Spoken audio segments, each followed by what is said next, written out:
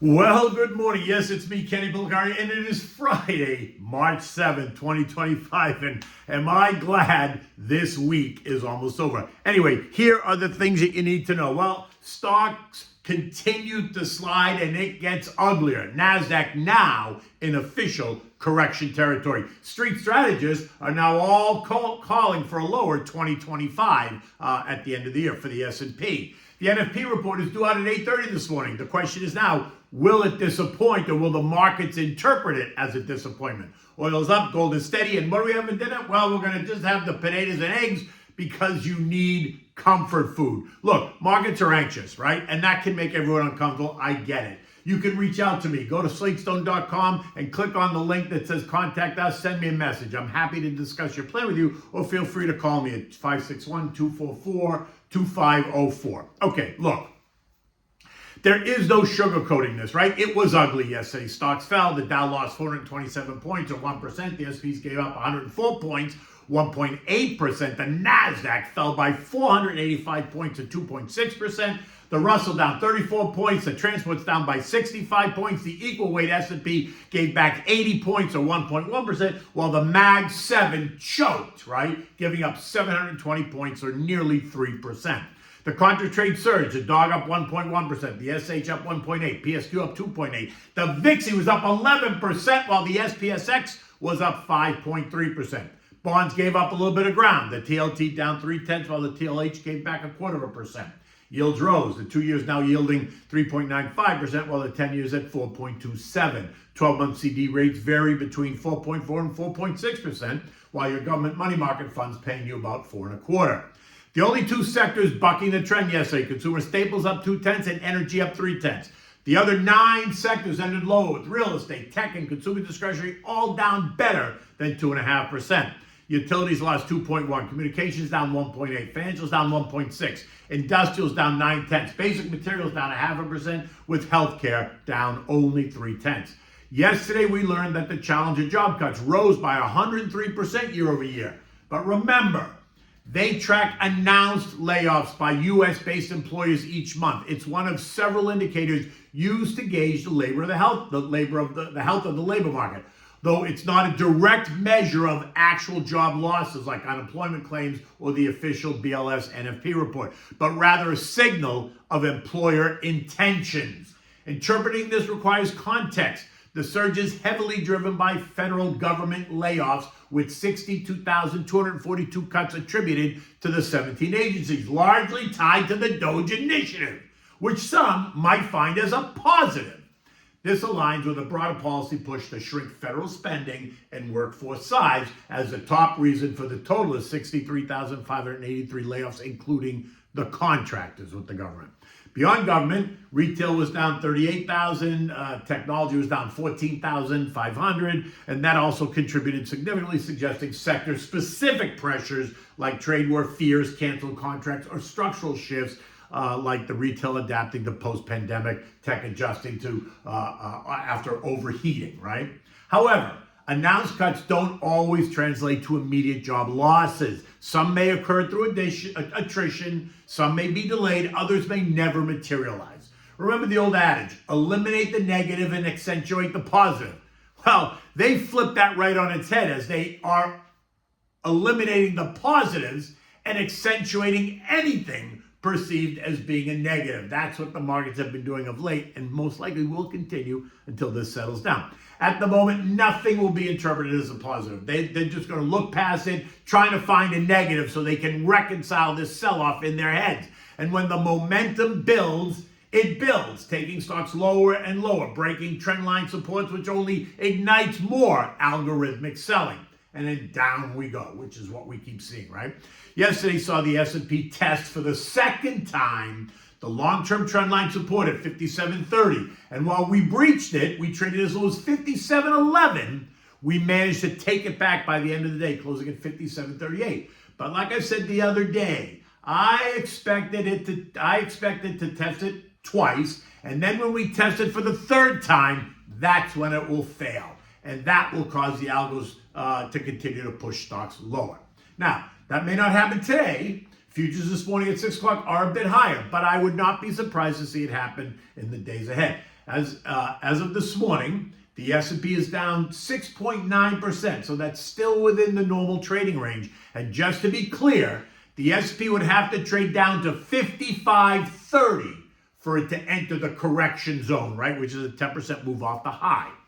Recently, we're hearing a lot of noise around street strategists calling for the S&P targets for 2025, and they are lower. They range from 5,200 to 5,400. But yesterday, I read a piece from First Trust Brian Westbury, who I love. I have complete respect for.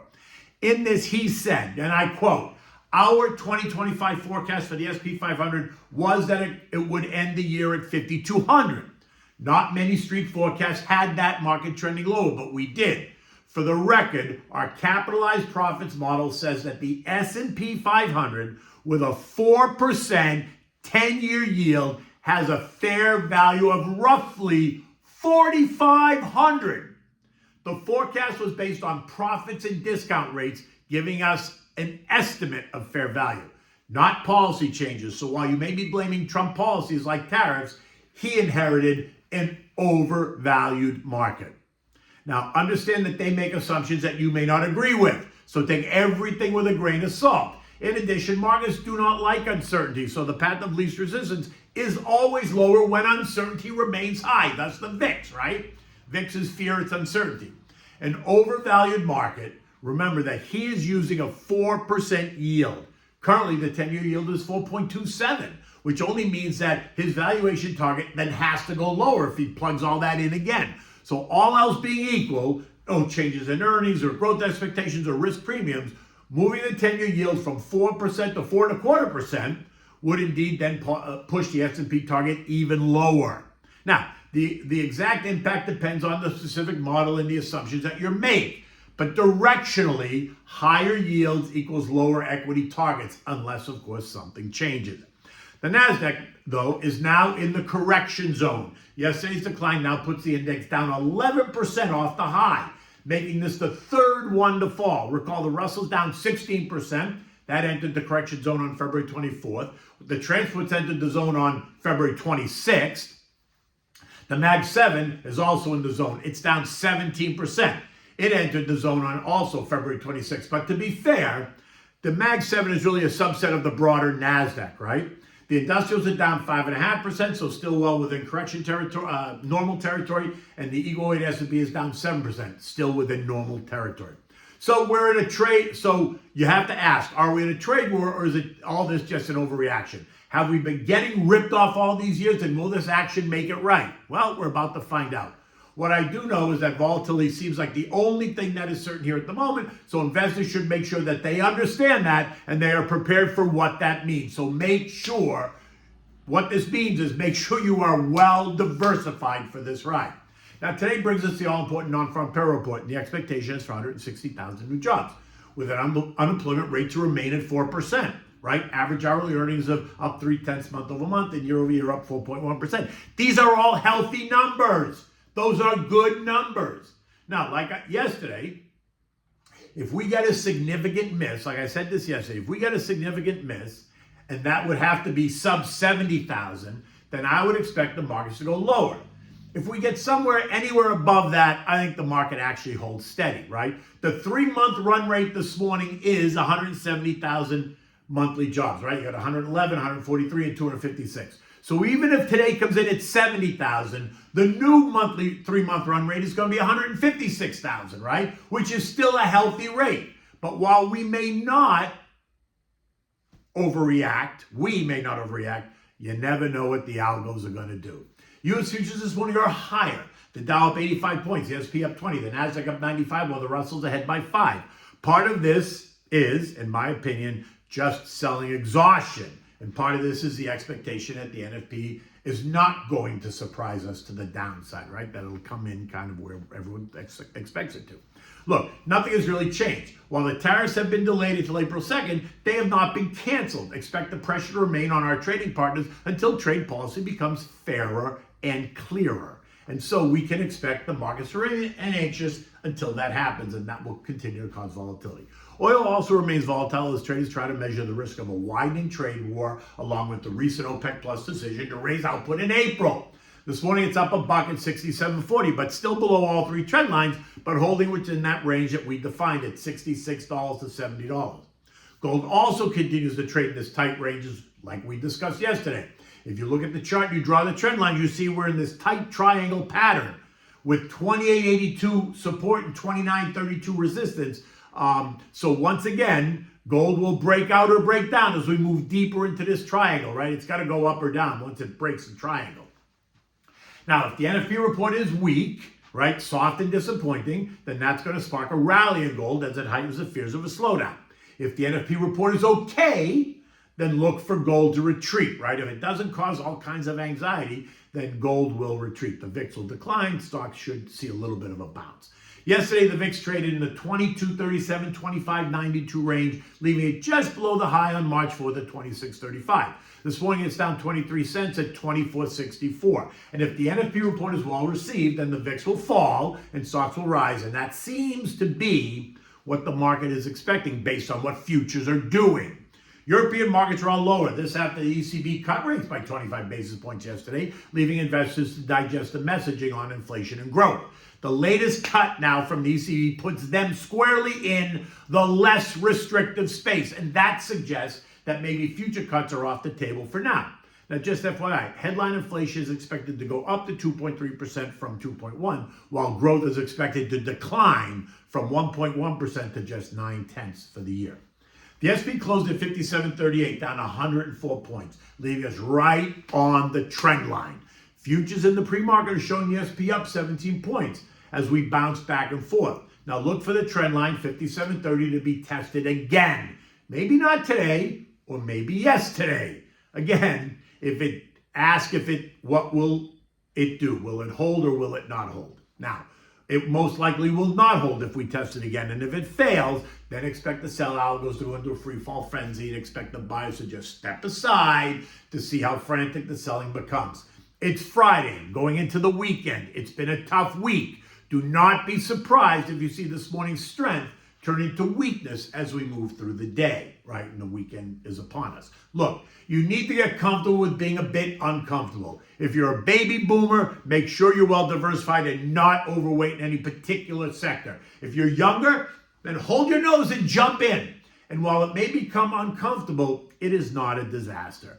But again, it depends on who you are and where you are in the life cycle. Your portfolio should reflect that. Remember, while the weakness can cause you to be worried in the short term, you are a long-term investor. So you need to stick to the plan, modify it a bit if it makes you feel better. But the goal is always not to panic.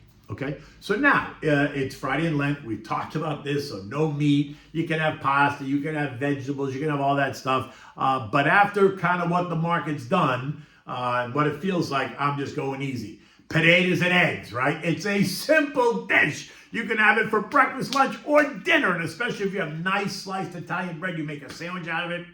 So delicious.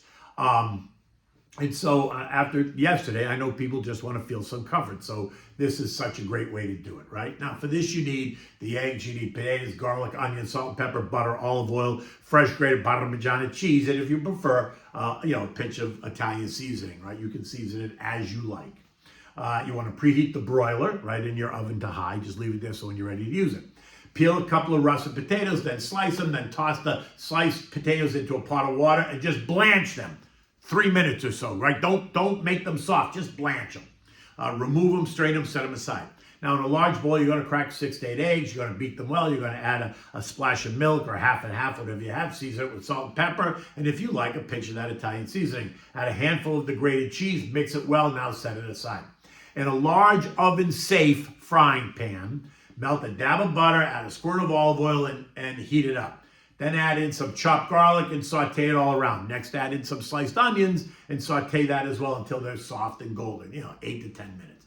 Then you're going to add back the potatoes and brown them on both sides, right? Saute that for another 10 minutes or so you cook the potatoes a little bit and they get a little bit toasty. Now you're going to pour the egg mixture into the pan, allow it to set, twirl the pan to allow the egg to spread and cook. Once the edges begin to pull away from the side of the pan, take the pan and put it in the broiler. Don't put it right up against the broiler. Move the rack to the middle. Put it under the broiler so the top gets cooked. Watch it because it cooks quickly, right? It turns into this frittata, so be careful. Remove it when it's done and then slide it out of the frying pan onto a serving platter, and you're going to cut it like a pizza. You want to have toasted slices of Italian bread on the table for your guests to make a sandwich, and serve this with ice cold whole milk. Oh my God, so good for the bones. It's so good for you. In any event, look, it's Friday. I'm getting ready to go on Varney & Company with Stuart Varney, and then I'm going to be on with Maria Bartiromo for the Wall Street, her Wall Street show tonight and then over the weekend. So until next week, I will be in New York City coming to you live from the Big Apple. Until then, take good care.